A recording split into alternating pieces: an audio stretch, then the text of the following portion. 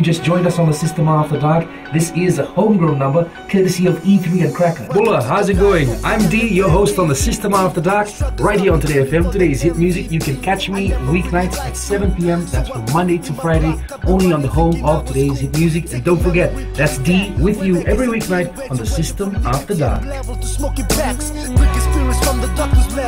Even got that homebrew flowing.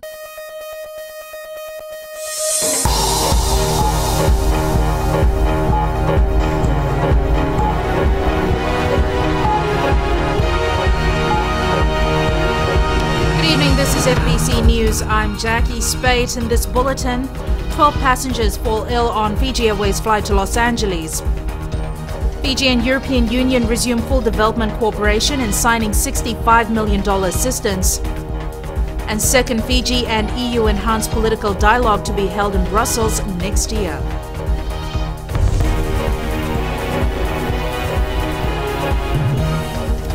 Thirteen passengers on board a Fiji Airways flight to Los Angeles in the US who reported feeling sick earlier today have now been released for flying. The airline says all it knows at this stage is that the passengers were part of two groups traveling together and were staying at the same resort. Fiji Airways says they are aware that a number of the group was feeling ill prior to boarding, and the remainder of the group became progressively more ill after takeoff. The airline says the symptoms are isolated to a single group of passengers who stayed at the same resort in Fiji. CBS Los Angeles reports the affected passengers reported nausea, vomiting and diarrhea. They were checked and attended to by paramedics upon arrival. One was sent to the hospital for further checks, and the remaining 12 refused further medical attention. All other remaining passengers on the flight were cleared and released. Federal health authorities also evaluated the passengers and determined they did not have anything contagious. Late this afternoon, Fiji Airways said all passengers have now chosen to continue their onward connections. As per Health, Safety and Security Standard Operating Procedures, the airline's catering supplier in Nandi has sent samples of onboard food from the Los Angeles sector for testing. The resort in question has also been notified and requested to conduct its own internal investigation and tests. The origin of the illness is still under investigation. Jackie Spate, FBC News. A 24-year-old taxi driver died after he was trapped in his vehicle which landed in a creek in Wainram, Baulevu. The incident occurred shortly after midnight. The victim was returning from Baulevu after dropping a passenger when the vehicle he was driving veered off the road and tumbled into a creek. He was taken to the Nausori Health Centre where he was pronounced dead. Investigations are underway to ascertain the cause of the accident. $45 million has been allocated for the agriculture and sugar sector under the newly signed Development Cooperation Agreement between Fiji and the European Union. Prime Minister Voreqe Bainimarama, in formalizing the full resumption of development cooperation today, labelled the event a milestone in strengthening and deepening relations. Maggie Boyle with the story. Signed and sealed. Full development cooperation with the European Union worth an estimated $65 million over the next 5 years has been handed over to Prime Minister Voreqe Bainimarama. The signature of the National Integrated Programme has provided the legal basis for EU bilateral aid in two mutually agreed focal sectors, namely the sustainable rural livelihoods of €20 million and public administration reform and governance of €7.5 million. European Commissioner for International Development Cooperation, Nevin Mimintsa, has highlighted the EU's commitment towards Fiji's efforts in driving sustainable development. Today is a unique day. We have resumed our full cooperation with Fiji. Today's signature has become a reality following all the good progress Fiji has done. With the agriculture and the sugar sector getting the chunk of the funding support, the judiciary sector will also benefit. $19 million of development assistance has been earmarked to focus on access to justice. This initiative is expected to strengthen capacity of key justice public institutions, helping poor and marginalised communities. Maggie Boyle, FBC News. The European Union has taken on board Fiji's request for a visa-free status to EU member states. This is one of the resolutions from the first high-level political dialogue between Fiji and the EU held in Suva yesterday. Eleanor Tarangaiviu has more. Prime Minister Vorengen Bainimarama and the EU rep Latvia's Foreign Affairs Minister Edgars Rinkēvičs reviewed political relations and strategic priorities between the two parties.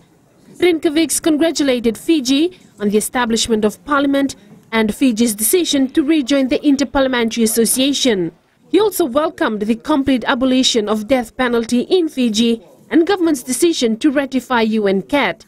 Rinkēvičs commended the establishment and appointment of the Fiji Human Rights and Anti-Discrimination Commission, Fiji's achievements in empowering women through policy and legislative means, and also recalled the importance of enhancing efforts to eradicate gender-based violence.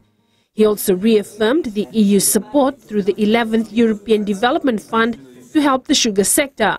Moreover, Fiji has made a submission to the EU through the ACP Ministerial Committee on Sugar, seeking additional support in its wish for a rapid disbursement of funds to help complete its sugar reforms. Fiji has also applied the Interim Economic Partnership Agreement to ensure continued access to the EU market for its exports, adding the speedy conclusion of the comprehensive EPA is essential for the economic growth of the region. The EU, Fiji and PNG Joint Trade Committee will discuss issues relating to this in their next meeting in Brussels at the end of this month. The EU rep also commended Fiji for the establishment of the Green Growth Framework and Fiji's contribution to peacekeeping in the Golan Heights. The parties have agreed that the next enhanced political dialogue will be held in Brussels at the second half of next year. Eleanor Turangaiwiu, FBC News. The Prime Minister Vorengen Bainimarama has been invited by the African, Caribbean, Pacific and European Union to visit the European Parliament. Co-President of the EU, Louis Michel, says he plans to get Bainimarama to visit Europe early next year. Michel was thoroughly impressed with the way in which the Fijian government was able to not only host the 2015 ACP-EU Joint Parliamentary Assembly within a short period of time, but also do so successfully. To propose to the President Schulz to invite him in a session to address the European Parliament. I believe it's very important for Fiji. It's a recognition of the efforts that are made here. Michel adds he has also invited the chairwoman of the Assembly to visit Europe. Still to come on FBC News, largest tourism event in the country to attract more than 150 international buyers.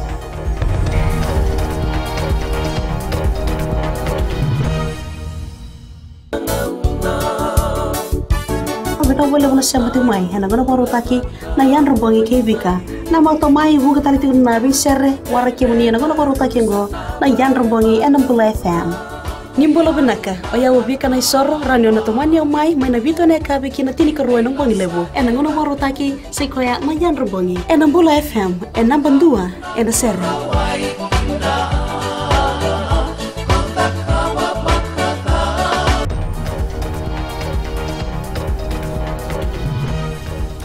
The week-long Fijian Tourism Expo has started at Denarau in Nandi today. It is the largest tourism event that Fiji is hosting, attracting more than 150 international buyers. Christopher Chand reports.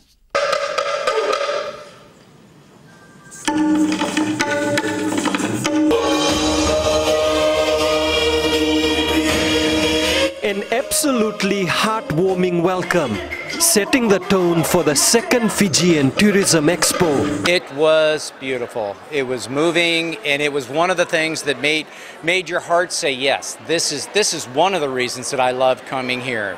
It spoke from their heart. It was very touching. And if I asked you to, probably describe it in one word, how would you describe the opening? Oh, it was amazing, yeah. Oh, I was so thrilled about it because it has a connection with India. The exhibition, which brings together international travel agents and our tourism industry, is a significant event. This is one of the most important events for us with respect to Tourism Fiji. It is the platform that we build on throughout the year because you've got all the buyers that are here, so that will basically go and sell Fiji. So it's probably the most important day for us. We want to get more people in Fiji, lift those numbers up. This year hopefully is going to be higher than last year, but then we want the yield up as well so we can start to get more revenue. This year's expo has grown bigger. It's giving an opportunity to resorts and other tourist operators to market Fiji. Well, we're a new company, only been around for about 18 months. And so the expo is a really important opportunity for us to be part of the wider tourism community and to enable us to reach out to agents overseas. I think by putting Gecko's Resort on their radar increases business obviously and gets them to talk about our story to their customers.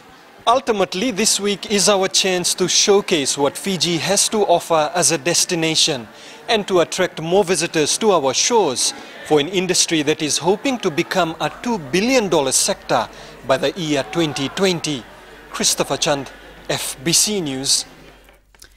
Fiji Trade Union Congress Secretary General Felix Anthony says the ILO will consider a commission of inquiry into Fiji if a joint report by all parties is not submitted this November. Anthony says the meeting of the ILO governing body has reiterated the contents of the tripartite agreement, which calls for laws to be in Parliament before the end of August and implementation before the end of October this year. In March, FTUC, the Fiji Commerce and Employers Federation and government agreed to a joint report submission to the ILO's governing body. This joint report did not eventuate, with Anthony claiming that terms were dictated subsequently, filing a separate report last week. Employers Federation CEO Nesbitt Hazelman is yet to reply to our questions. Minister for Employment Chiochi Kondrote is expected to comment when he returns to the country later this week. The Employment Relations Amendment Bill, which addresses issues of ILO compliance, is currently before Standing Parliamentary Committee for public submissions. A report is expected to be finalised for Parliament next month. Police have cleared 3 teachers of criminal offence after a complaint was lodged that they forced students to play the Charlie Charlie game. Police Chief of Intelligence and Investigations, ACP Henry Brown, says they are compiling statements of those involved and a report will be submitted to the Ministry of Education for their necessary action. The ministry received complaints from some students and teachers about the game. Minister for Education Dr. Mahendra Reddy said they have identified a few primary schools in Suva after conducting a preliminary inquiry. The game, which supposedly summons spirits, has been banned in all schools, and teachers and students have been advised to report any incidents. More than 100 traffic infringement notices were issued in the past week in a joint traffic operation. Police Director Traffic SSP Mahesh Mishra says most of the infringements were extra light fittings on vehicles which are illegal. Savaira Tambua has more. Traffic infringement notices or TIN issued for extra fittings were mainly reported in the Western and Southern divisions. Mishra says they will also focus on other traffic infringements during the operation. PSV vehicle, so far 163 vehicles have been stopped and they were issued with defect notices and also traffic infringement notices. And other vehicles, that including private vehicles and other vehicles that are on the road, 147. The joint operation is being conducted by Police, Land Transport Authority and municipal councils. We will continue to do all operations concerning not only extra light. Our routine operations ongoing throughout the countries, the drink and drive, speeding and bad driving behavior, again our major concern, and all these are associated with the driver attitude. Police are concerned about the high number of traffic infringement notices issued to drivers. About 20,000 speeding offences were recorded in the first 6 months of the year, and a total of 30 people have been killed in road accidents to date. The joint operation is aimed at reducing these figures and making the roads safer for everyone. Sabera Tambua, FBC News. Sports now. Here's Jamie with the latest. Kadzaki, and good evening. In sports after the break, momentum gathers for Flying Fijians with less than 100 days to the Rugby World Cup. And Fiji football side announced for 2-match series against Wellington Phoenix. This and more coming up.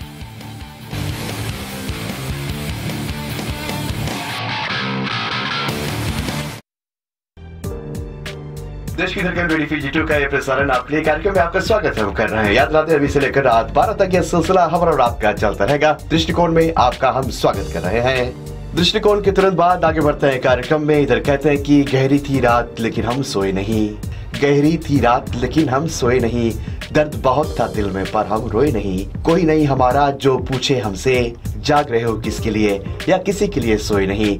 याद रखते हैं गीत संगीत का तकाजा आपके लिए रात 12 तक आपको हम सोने नहीं देंगे। महकती रातें हर सोमवार से लेकर शुक्रवार तक रात 7 से लेकर 12 के बीच रेडियो फीजी 2 देश की धड़कन पर रविंद्र सिंह के साथ।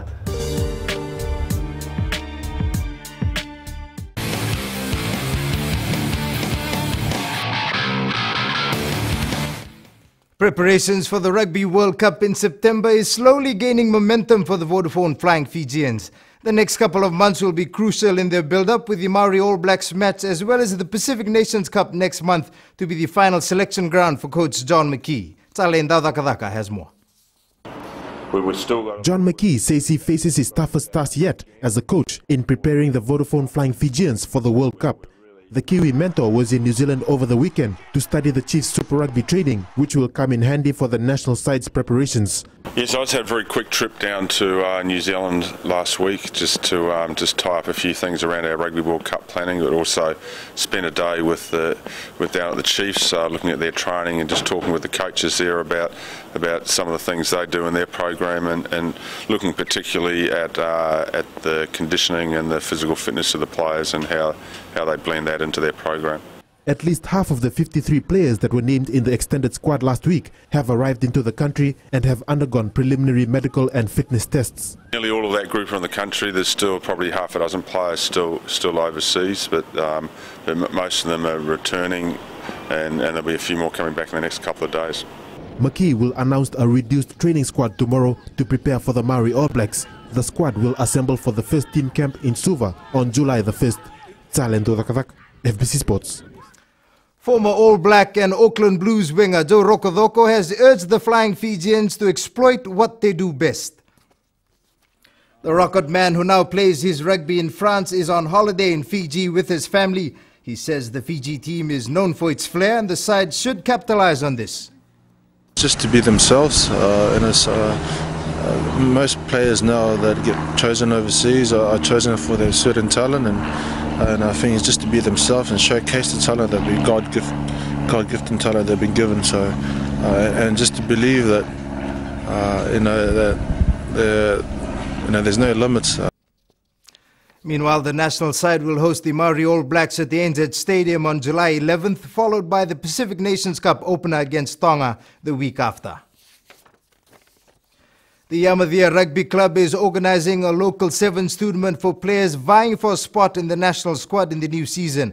The one-day tournament scheduled for next week will only feature the country's top teams. Josephine Navula has the details. The Yamadhya Rugby Club, which founded the rising star Semi Kunatani, is out to produce more talents for the national sevens team. We as Yamadhya Rugby would want to contribute to the Fiji Sevens as well. Having said that, we would try and push our potential players if they are good enough for selection. We have Ndonasio Rotumbuli, who just came back from France, and he's been showing interest that he wanted to impress Ben next season. The organisers are setting out a target of only 10 teams for the tournament. This is not a major tournament where we go for bigger prize monies and stuff. Our motive or what we are targeting is 10 teams, and we are trying to get the top 10 teams. Takui Tonga adds they have sent out invitations to clubs such as Tambandamu, Westfield and Hideaway Hurricanes. The Yamadhya Sevens will be held next week Friday at a venue yet to be confirmed. Josephine Navula, FBC Sports. The Fiji Pearls, preparing for the Pacific Games and the World Cup, today received the sponsorship boost of $5,000 from Kasabias. The company is one of many business houses who have come on board to assist the world number 7 ranked team, and the side is overwhelmed with the support it has received so far. The Pearls leave the country on the 11th of next month for the Pacific Games. Seasoned campaigners have been included in the Vodafone Fiji senior football side for the 2-match series against the Wellington Phoenix. The likes of Simeone Tamnisau, Alvin Singh, Chone Vesukula, Samuel Kautonga, Osea Vaktalisau, Malkai Tiwa, Roy Krishna and Tanya Lawanga have been named. Also included are Samuel Nrunru, Ndabe Randringai and Munit Krishna, who have all been standouts this season in the domestic league. The team takes on the Phoenix on June 27th in Suva and play its second match in Ba on June 30th. The curtain raisers to the matches will see the Phoenix Academy play the Fiji Under-23 team. The Phoenix are coming as part of the Fiji Airways launch for the inaugural flight between Nadi and Wellington. The Vodafone Fiji Under-23 football side is in a must-win situation when it faces host Vanuatu in its last match in the Four Nations Friendly Cup tomorrow. This after being held to a 1-1 draw by New Caledonia yesterday, leaving the side on 2 points after 2 matches. Vanuatu leads the competition with 4 points. Fiji is tied with the Solomon Islands on 2, while New Caledonia has 1 point. Meanwhile, Fiji team coach Juan Carlos Buzetti says they are not leaving any stone unturned in a bid to have the best side for the Pacific Games. Unfortunately, we are the more affected country because the Under-20 was in the World Cup. We don't have the opportunity, even until today, they're working together as a team. When we come back, we only had 10 days and see which players will go to PNG. It's not ideal. It's not the ideal preparation, but it's better than nothing. So the Under-20 have a complete priority, and they support the whole country, and that's how it should be. The Fiji-Vanuatu match kicks off at 4 p.m. tomorrow. That's it from sports this evening. It's back to Jackie now with business.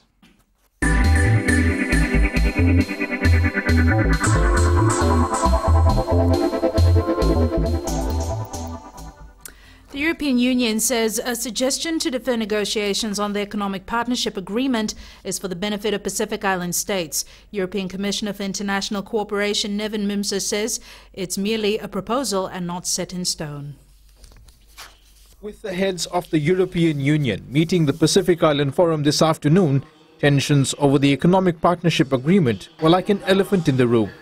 In our view, economic partnership agreement could be effective only if it contributes to the better management of natural resources. This includes fisheries as well. Commissioner Mimica stressed the EU stand that EPA negotiations can't continue until the matter of fisheries conservation is resolved. The Pacific Island Forum Secretariat says its member states are ready to proceed with negotiations. We would prefer that we had discussions at ministerial level to conclude the EPA negotiations, but that European Union, as the Commissioner has indicated, is waiting for the response of the region, and we will make sure that that is concluded once the ministers have discussed. The deferment is at this stage a proposal which forum leaders will discuss later in the year before responding to the EU. However, in the meantime, the Pacific remains unmoved. We feel that we don't need 3 years. What we are strongly advocating for is a return to the negotiation table, as the Secretary General has said, at ministerial level, so that we can conclude as soon as possible. We are open to debate, we are open to discuss it be it with Fiji or any other Pacific country in order to really have the economic partnership agreement as acceptable and welcomed. The EU and the Forum have signed a $415 million agreement under the 11th European Development Fund. Funding will be geared towards regional economic integration, sustainable management of natural resources and the environment, waste management and governance. The funds will be rolled out over the next 6 years. Edwin Nand, FBC News.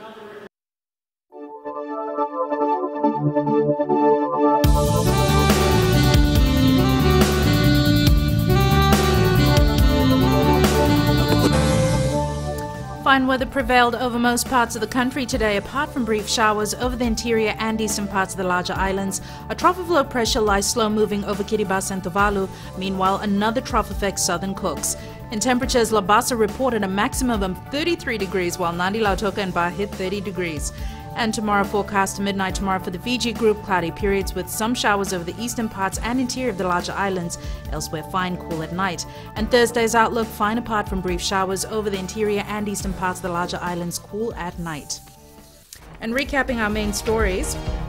13 passengers on board a Fiji Airways flight to Los Angeles in the US who reported feeling sick earlier today have now been released for flying. The European Union is contributing $45 million for the agriculture and sugar sector under the newly signed development cooperation with Fiji, and the EU has taken on board Fiji's request for a visa-free status to EU member states. To our poll question this week, we're asking, should fines for traffic offences be increased? Visit our FBC website to take part.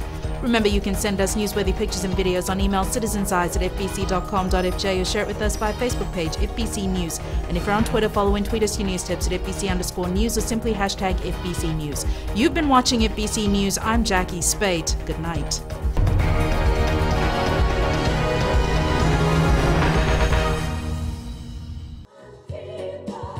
Great words there from Lucky Dube and Baban. I hope you enjoyed that number. Different colors just for you. On Gold FM, only the classic hits. Louise with you on the Center Show. Well, thank you so much for the sweet company. This is Alana Miles, one of my favorites, and Black Velvet for you. Hi there. Join me on the Center Show every weekday from 9 a.m. to 2 p.m. for the best sounds on Gold FM. Only the classic hits.